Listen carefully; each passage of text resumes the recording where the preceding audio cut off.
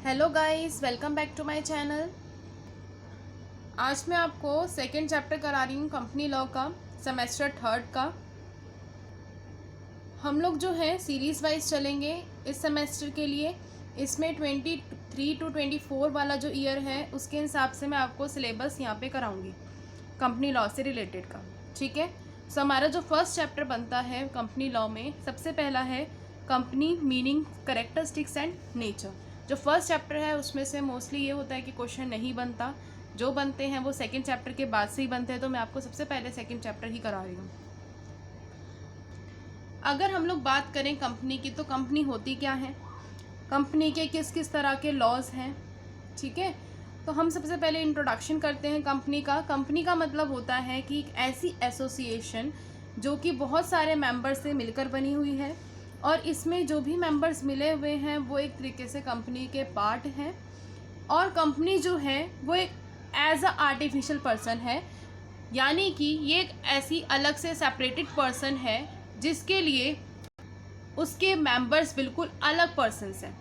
कहने का मतलब ये है, जैसे मान लो एक राम पर्सन है और उसने अपनी कंपनी खोली है राम कंपनी। ठीक है, अब जो राम पर्सन है वो पर्सन अलग है और उसकी कंपनी अलग है। इन केस अगर कोई भी लोन या किसी भी तरह का डेट उनका रहता है तो उस केस में कंपनी पे करेगी, वो राम के पास नहीं आएंगे। जितनी उसकी लायबिलिटी थी वो उतने तक का ही पेमेंट देगा, उसके अलावा उसकी कोई भी अनलिमिटेड लायबिलिटी नहीं होगी। कंपनी के पास जितनी भी प्रॉपर्टीज़ होंगी वो उसको बेचकर ही जो भी उसका डेट होगा वो कंप्लीट करेगी, उसके मेंबर्स से वो कोई भी पैसा नहीं लेगी। तो यानी कंपनी और उसके मेंबर्स अलग होते हैं। कंपनी का मेन मोटिव, या आप कह सकते हो कंपनी जो है उनके जो करेक्टरिस्टिक्स हैं या वो होते हैं कि वो एक तो इनकॉर्पोरेटेड एसोसिएशन होती है। इनकॉर्पोरेटेड का मतलब होता है कि वो एक रजिस्टर्ड एसोसिएशन है। ठीक है, रजिस्टर कराना पड़ता है कंपनी को खोलने से पहले। और दूसरी बात कि कंपनी एक आर्टिफिशियल पर्सन है जो कि लॉ के द्वारा क्रिएट की जाती है और सेपरेट एंटिटी है, और इसकी एक खुद की कॉमन सील होती है। जैसे कि अगर हम बात करें तो उनके मेंबर्स के खुद के साइन होते हैं, तो कंपनी एक साइन की तरह जो है अपनी सील को यूज़ करती है। ठीक है, अब हम चलते हैं मेन बात पे, इनकी मीनिंग और इनकी डेफिनेशन के बारे में। मीनिंग क्या है कंपनी का? कंपनी का जो वर्ड निकला है वो निकला है टू वर्ड से। एक है कम, फिर उसके बाद दूसरा है पैनिस। कम का मतलब होता है टुगेदर एंड पैनिस का मतलब होता है bread. Originally the word company implied a group of person who ate together. Company का वर्ड ये निकल के कैसे आया है, इसमें ये बताता है, इसका जो मीनिंग है वो ये है कि एक ग्रुप ऑफ पर्सन्स हैं जो कि एक साथ बैठकर खाते हैं।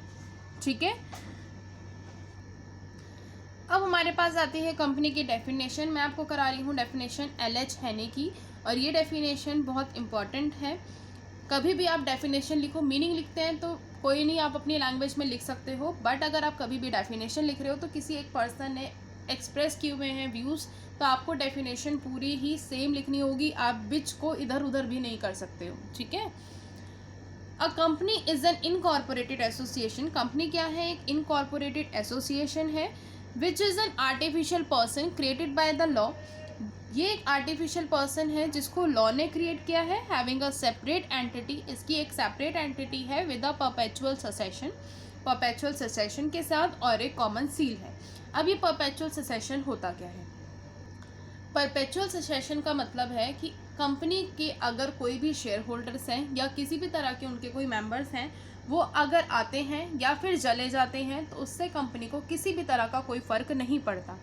कंपनी जैसी थी वो वैसे ही चलेगी। नए मेंबर्स आएँ, चाहे पुराने मेंबर्स की डेथ हो जाए या वो कहीं छोड़कर भी चले जाएं, तो उससे कंपनी पर कोई भी असर नहीं पड़ेगा। तो इसका मतलब है कि ये कैसी है? परपेचुअल ससेशन है। अब हम आते हैं डायरेक्ट इसके करेक्टरिस्टिक्स पे।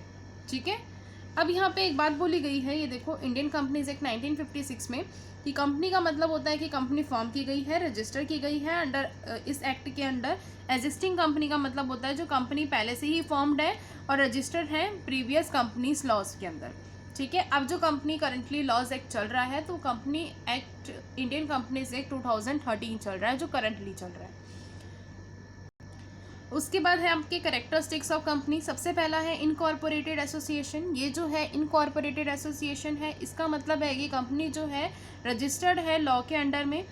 अंडर कंपनीज एक्ट ये नेसेसरी होता है कंपनीज़ को कि वो रजिस्टर कराएं अपने आप को।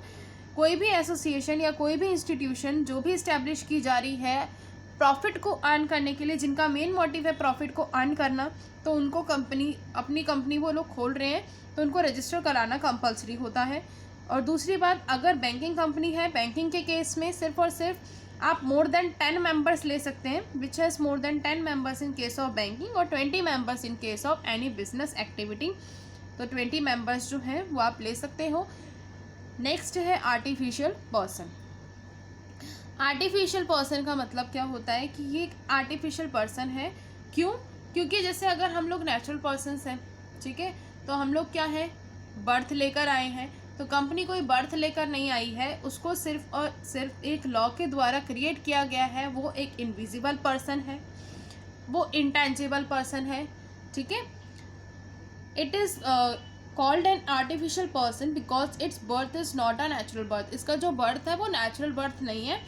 इट इज़ इनविजिबल, एक तो इनविजिबल है, इंटेंजिबल है, इमॉर्टल आर्टिफिशियल पर्सन है, so long as it is not bound up. जब तक के लिए इमॉर्टल आर्टिफिशियल पर्सन है, जब तक के लिए इसको वाउंड अप नहीं किया जाता। वाउंड अप का मतलब होता है कि कंपनी बंद नहीं की जाती। That has an identity only in the eyes of law, जिसकी आइडेंटिटी सिर्फ और सिर्फ लॉ के हाथ में है या लॉ की आंखों के सामने है। इट हैज़ नो बॉडी, उसकी कोई बॉडी नहीं है, कोई सोल नहीं है कंपनी का, वो किसी भी तरह का उसको पेन नहीं होता, वो कोई भी पेन सफ़र नहीं करती, और अगर कोई प्लेजर है, कोई अच्छी बात है, तो वो उसको भी इंजॉय नहीं करती। जैसे कि एक पर्सन रहता है वो उस तरह से नहीं रहती। बीइंग एन आर्टिफिशियल पर्सन, क्योंकि वो एक आर्टिफिशियल पर्सन है तो वो कोई ओथ नहीं लेती, यानी किसी भी तरह की वो शपथ नहीं लेती है। बी इम्प्रिजेंट और personally appear in the court of law, यानी उसको जेल भी नहीं हो सकती कंपनी को। और साथ ही साथ अगर कभी भी उस कंपनी के ऊपर केस चलता है तो वो केस के अकॉर्डिंग भी एक तरीके से वहाँ पे खड़ी भी नहीं हो सकती केस के अंदर।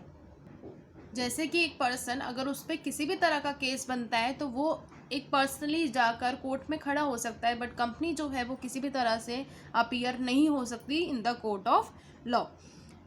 जैसे एक पर्सन जो है वो शादी भी करता है, अपना प्रोफेशनल लाइफ को भी देखता है, डॉक्टर बन सकता है, इंजीनियर बन सकता है, बट इस तरह से कंपनी कुछ भी नहीं कर सकती। It can not get married, उसकी शादी नहीं हो सकती, और become a professional like a doctor वगैरह नहीं बन सकती है। वो कंपनी सिर्फ और सिर्फ एक आर्टिफिशियल बर्थ है जो कि लॉ ने उसको दिया है। और a lawyer, but it can not be treated as fictional person और फिक्टिशियस एंटिविटी। बेशक से कंपनी जो है एक नेचुरल पर्सन नहीं है, लेकिन इसको फिर भी आप फिक्टिशनल पर्सन या फिक्टिशियस एंटिटी ट्रीट नहीं कर सकते, because it really doesn't exist, क्योंकि ये एग्जिस्ट ही नहीं करती है, एक्चुअली में एग्जिस्ट नहीं करती है।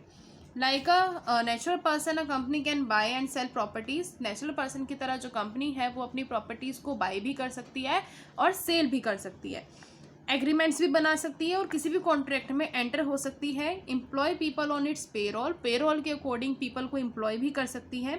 It can also be penalise भी हो सकता है, इसके ऊपर पेनल्टी लग सकती है। और in the other words, company जो है बेशक एक तरीके के पर्सन की तरह नहीं है, बट फिर भी वो जब तक वाइंड अप नहीं होती, जब तक वो एक आर्टिफिशियल पर्सन कहलाएगी। उसके बाद है separate legal entity. Separate legal entity में क्या है? सेपरेट लीगल एंटिटी का मतलब होता है कि कंपनी और उसके पर्सन्स जो हैं वो बिल्कुल अलग हैं, ठीक है, उनके जो मेंबर्स हैं वो बिल्कुल अलग हैं। As per the law, company acquires a separate legal entity after it is incorporated which is distinct from the entity of its members. जैसे ही कंपनी जो है इनकॉर्पोरेट हो जाती है, यानी कि रजिस्टर्ड हो जाती है, तो उसके मेंबर्स और कंपनी की जो एंटिटी है, जो उनका वजूद है, वो बिल्कुल अलग हो जाता है। एज अ रिजल्ट कंपनी जो है किसी भी कॉन्ट्रैक्ट में एंटर कर सकती है with any of its members. किसी भी मेंबर के साथ कोई भी प्रॉपर्टी अपने नेम से ले सकती है, कुछ भी बोरो कर सकती है और लैंड कर सकती है मनी को लैंड करने का मतलब है कि लोन के रूप में दे सकती है। ओपन अ बैंक अकाउंट, अपने लिए एक बैंक अकाउंट वो खोल सकती है। प्रॉपर्टी, उसके बाद जो है अगर उसके खिलाफ कोई भी कोर्ट में केस फाइल होता है तो वो थर्ड अगेंस्ट के अकॉर्डिंग भी, यानी मान लो कि किसी पर्सन ने उसका पैसा नहीं दिया, कोई डेट बचता है, तो कंपनी उसके ऊपर केस भी कर सकती है, और अगर कंपनी के ऊपर भी कोई केस होता है तो उसके लिए भी वो पेनलाइज्ड मानी जाएगी। ठीक है।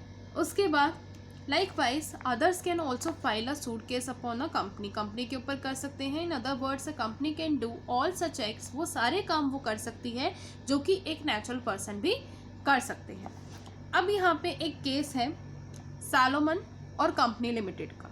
ठीक है। अब यहाँ पे ये वाला जो केस है ये सबसे ज़्यादा इम्पॉर्टेंट केस है। अगर आप इसको एग्ज़ाम में लिखते हैं तो बहुत बढ़िया बात है, और केस बहुत आसान है, कोई मुश्किल नहीं है। केस को ध्यान से सुनना। क्या केस है? एक वर्डिक्ट हुई थी कोर्ट के अंदर, Salomon versus Salomon and company का केस है। इसमें क्या होता है, एक लेदर मर्चेंट जो है वो एक कंपनी को फॉर्म कर देता है। कंपनी फॉर्म कैसे करता है, उसका नाम रखता है Salomon and company limited with himself, खुद होता है उसका मेंबर, उसकी वाइफ उस मेंबर होती है, और उसकी डॉटर भी होती है, और उसके 4 बेटे भी उसके मेंबर होते हैं। और वो क्या करते हैं, sold his business to company for 30,000 pounds में वो सेल कर रहा था अपना बिजनेस किसी कंपनी को। The consideration for purchase was 20,000 fully paid, 1 pound के शेयर हैं और 10,000 पाउंड के डिवेंचर्स हैं। ठीक है। यानी 30,000 किस तरह से डिवाइडेड है, शेयर्स में डिवाइडेड है और डिवेंचर्स में डिवाइडेड है, जिनकी वैल्यू 1 पाउंड है, रुपीस नहीं पाउंड है। As a security for the debenture, debenture की सिक्योरिटी के लिए तो कंपनी ने प्लेज की अपनी प्रॉपर्टी टू सैलोमन। ठीक है। फिर जो अदर 6 मेंबर्स थे उनका भी 1 रुपीज़ का जो था वो शेयर था, 1 पाउंड का। सैलोमन जो था वो मैनेजिंग डायरेक्टर था कंपनी का, तो 1 साल के अंदर अंदर उसने वाइंड अप कर दिया, कंपनी को बंद कर दिया। क्यों? क्योंकि उसकी कुछ फाइनेंशियल डिफ़िकल्टीज़ हो रही थी उसको, तो फाइनेंशियल डिफ़िकल्टीज़ के चलते जो है उसने अपना जो कंपनी है उसको बंद कर दिया।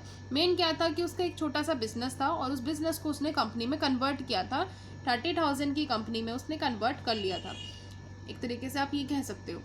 फिर उसके बाद जो है जब वो बाइंडिंग अप कर रहा था कंपनी का, तो उसकी जो एसेट्स थी वो थी सिर्फ 6,000 पाउंड्स की, और लाइबिलिटीज़ जो थी वो थी 10,000 पाउंड्स की, और जिसमें अनसिक्योर्ड क्रेडिटर्स थे 7,000 रुपीज़ के, पाउंड्स के। दस the assets of the company were 11,000 short of its liabilities, यानी कि जो उनकी एसेट्स थी वो तो कम थी और लाइबिलिटीज बहुत ज़्यादा थी। जो अनसिक्योर्ड क्रेडिटर थे वो भी अपनी प्रायोरिटी मांगने लग गए सैलोमन से, और सैलोमन के ऊपर एक केस बन गया, और फिर वो जो केस है वो कोर्ट में गया। फिर कोर्ट ने ये डिसाइड किया, ये वर्डिक्ट निकाली कि कुछ भी हो कंपनी अलग है, अगर कंपनी के पास कोई भी एसेट बचती है तो वो जो है वो उस एसेट को सेल कर कर ही बाकी जो भी डेट्स हैं उनका पैसा देगा, लेकिन अगर कंपनी के पास कुछ भी नहीं बचता तो वो किसी तरह का कोई डेट क्लियर नहीं करेगा कंपनी। सैलोमन एक अलग पर्सन है, बेशक उसने कंपनी क्रिएट की है, कंपनी उसकी है, लेकिन सैलोमन एक अलग एंटिटी है, एक अलग पर्सन है, और कंपनी एक अलग पर्सन है। तो कंपनी के पास जितनी भी एसेट्स है उसमें से ही पेमेंट होगी, सैलोमन किसी भी तरह की कोई पेमेंट नहीं करेगा। ठीक है। तो ये उनका केस था, इस वजह से ये बोला जाता है कि कंपनी जो है वो है सेपरेट लीगल एंटिटी। फिर उसके बाद है परपेचुअल ससेशन। परपेचुअल ससेशन मैंने आपको बताया ही था कि कंपनी की जो एग्जिस्टेंस है उसके ऊपर कोई डिपेंडेंट नहीं है, यानी कि कंपनी जो है किसी भी पर्सन के ऊपर डिपेंडेंट नहीं है, चाहे शेयर होल्डर्स आएँ चाहे शेयर होल्डर्स जाएँ, चेंज भी हो जाए, कंपनी वैसे ही चलती रहेगी, तब तक चलती रहेगी जब तक कि वो वाइंड अप नहीं हो जाती। किसी की भी डेथ हो जाती है, इंसॉल्वेंट हो जाता है कोई भी मेंबर, तो इससे कंपनी को किसी भी तरह का कोई इफेक्ट नहीं पड़ेगा। नेक्स्ट है कॉमन सील। कंपनी जो है एक आर्टिफिशियल पर्सन है, तो वो किसी भी तरह से अपने साइन नहीं कर सकती किसी भी डॉक्यूमेंट पे, तो उस वजह से वो अपनी एक कॉमन सील बनाती है। तो कंपनी की जो कॉमन सील है वो कंपनी की आइडेंटिटी को शो करती है, जहाँ पे सिग्नेचर की ज़रूरत होगी तो वहाँ पे कंपनी की सील को लगाया जाएगा। When it puts its seal on a document, the company becomes bound by the contents of the document. अगर कंपनी की सील उसको किसी भी डॉक्यूमेंट पे लग गई तो इसका मतलब कंपनी को वो डॉक्यूमेंट में उसका साइन मिल गया। जिस भी पर्सन की डॉक्यूमेंट थी अगर उस पर कंपनी की सील लगे, इसका मतलब है कंपनी जो है अब बाउंडेड है वो सारे काम करने के लिए जो उस डॉक्यूमेंट में लिखे हुए हैं। On the other hand, a document written on a behalf of the company but not bearing the company's common seal is not binding on the company. अगर मान लो कंपनी का कोई ऐसा डॉक्यूमेंट है और उसके ऊपर कोई भी कॉमन सील नहीं लगी हुई है कंपनी की, तो इसका मतलब है कि वो किसी भी तरह से बाउंडेड ही नहीं है उस काम को करने के लिए. फिर नेक्स्ट है, as per the companies amendment act 2015, now for a company to have a common seal is not mandatory. अब जो 2015 का जो अमेंडमेंट वाला एक्ट है उसके अंदर कंपनी की जो कॉमन सील है वो मैंडेटरी नहीं है, यानी अगर कंपनी रखना चाहती है कॉमन सील तो रख सकती है, otherwise it is not mandatory. फिर नेक्स्ट है लिमिटेड लाइबिलिटी. कंपनी की जो है वो लिमिटेड लाइबिलिटी होती है. कंपनी के मेनली शेयर होल्डर्स की जो लाइबिलिटी होती है वो लिमिटेड होती है. अगर किसी भी तरह का फाइनेंशियल लॉस हो जाता है, कंपनी को बहुत ज़्यादा लॉस हो जाता है, तो शेयर होल्डर की जितनी लाइबिलिटी है वो उतना पैसा देंगे, बाकी वो अपनी किसी भी तरह की पर्सनल प्रॉपर्टी को नहीं बेचेंगे कंपनी के डेट्स को क्लियर करने के लिए. ठीक है, जितनी उनकी लाइबिलिटी है वो सिर्फ उतना ही पैसा देंगे उनके कंपनी के share holders. For example, if A buys 100 shares of a company, अगर ए ने 100 शेयर्स बाइज किए हैं 10 रुपीज़ ईच के, तो उसकी जो लाइबिलिटी है वो लिमिटेड है 1000 तक की, and he can not be asked to pay more than that in case of company suffers a loss. अगर कंपनी को किसी भी तरह का लॉस हो जाता है तो वो 1000 रुपये से ज़्यादा का पैसा नहीं देगा, उसको ये बोला ही नहीं जाएगा कि तुम और पैसा लेकर आओ. The law stipulates that the liability of the members for the debts of a company is limited to the amount unpaid on the shares. जो भी unpaid रह गए हैं सिर्फ उन तक का ही अमाउंट जो है वो देना पड़ेगा मेंबर्स को, बाकी कोई भी अदर एक्स्ट्रा अमाउंट उनको पे नहीं करना पड़ेगा. इन केसेस या इन कंपनीज लिमिटेड बाय गारंटी, अगर कंपनी लिमिटेड बाय गारंटी है तो उस केस में क्या होता है, जितना भी मेंबर्स ने बोल रखा है, गारंटी दे रखी है कि मैं इतना पैसा दूंगा, तो उसको भी वहीं तक ही पैसा देना पड़ेगा, वो भी कोई एक्स्ट्रा पैसा नहीं देगा. ठीक है. फिर है नंबर ऑफ़ मेंबर्स. इसमें जो है नंबर ऑफ, अगर हम पब्लिक कंपनी की बात करें तो पब्लिक कंपनी में जो नंबर ऑफ़ मेंबर्स होते हैं वो 7 तक हो सकते हैं, और मैक्सिमम जो है वो कितने भी हो सकते हैं जितने पब्लिक कंपनी शेयर्स को इशू करती हैं. बट इन केस अगर हम प्राइवेट कंपनी की बात करें तो प्राइवेट कंपनी के अंदर 2 मेंबर्स मिनिमम होने चाहिए और 200 होने चाहिए, लेकिन इन मेंबर्स में वो मेंबर्स एक्सक्लूड हैं जो कि एम्प्लॉयज़ हैं कंपनी के. ठीक है, हु आर और वर एम्प्लॉयज़ ऑफ कंपनी, यानी जो कंपनी के एम्प्लॉयज़ हैं और जो कंपनी के एम्प्लॉयज़ रह चुके हैं.